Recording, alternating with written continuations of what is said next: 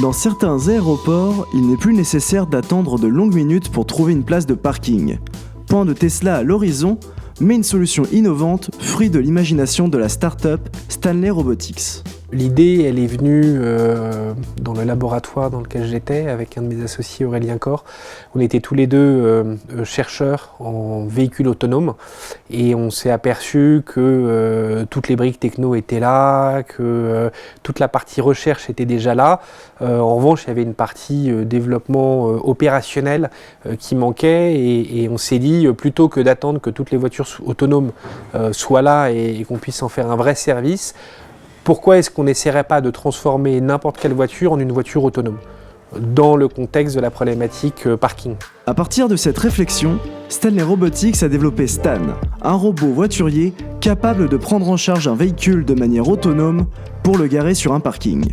Connecté au système d'information des vols de l'aéroport, le service organise le parking sur la base du vol retour du client.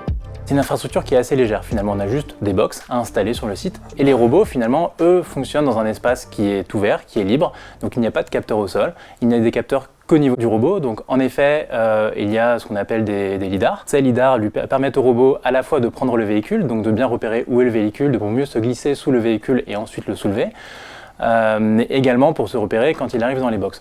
On a aussi, et ça c'est très important, puisque le robot est en extérieur, dans un environnement qui est ouvert, on a aussi un GPS.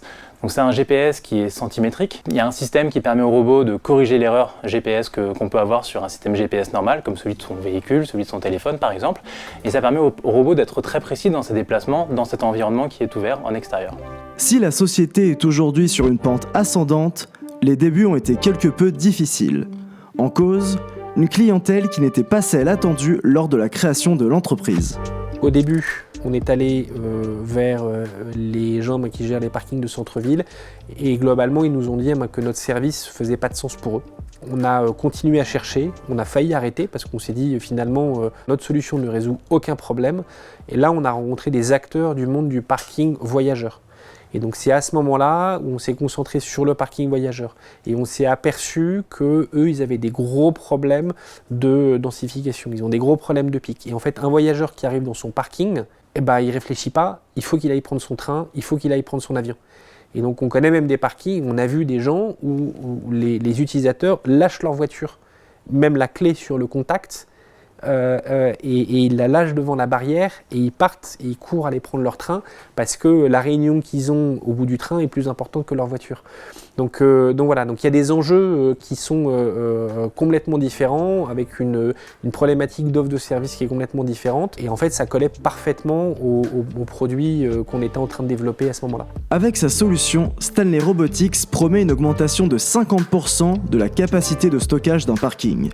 Une solution bienvenue dans les aéroports, alors que le trafic aérien mondial va doubler d'ici 2037. Un gain d'espace indispensable, mais à quel prix ? Construire un parking en élévation, ça va coûter autour des 15 000 € la place, peut-être un peu moins, mais on va être à peu près dans cette fourchette de prix-là. Donc ça veut dire que si je veux construire un parking de 1000 places, je vais dépenser 15 millions. Voilà. Si je veux augmenter un parking de 1000 places, donc j'ai un parking de 2000 que je veux transformer en 3000 places, donc je vais créer 1000 nouvelles places. Ces 1000 nouvelles places, elles vont coûter autour des 7 millions avec Stanley Robotics. Donc ça veut dire qu'on va être à un prix qui va être 2 fois moins élevé. Après avoir entamé le déploiement de ces robots voituriers sur les parkings des aéroports, Stanley Robotics veut désormais ratisser plus large. Les opportunités sont multiples. Quand une voiture se retrouve au milieu, en fait, il faut être sûr qu'on va la sortir au moment où il faut, et donc dans le cas d'un parking voyageur où on sait quand est-ce que la voiture va sortir, on peut ranger intelligemment la voiture. Mais ça se retrouve, il y a d'autres situations dans lesquelles on retrouve quelque chose de similaire. On retrouve ça dans la logistique automobile, donc les sorties d'usine, tout un ensemble d'endroits comme celui-là, et puis les loueurs de voitures, les gares, voilà, notamment les gares TGV.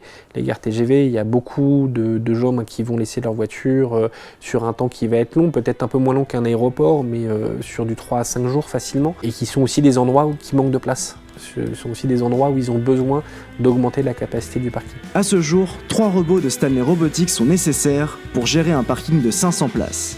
À terme, l'objectif est de n'utiliser qu'un seul robot Stan pour assurer la gestion d'un parking de 300 places. Avant l'arrivée des voitures autonomes sur la route, les robots voituriers de la start-up française ont encore de beaux jours devant eux.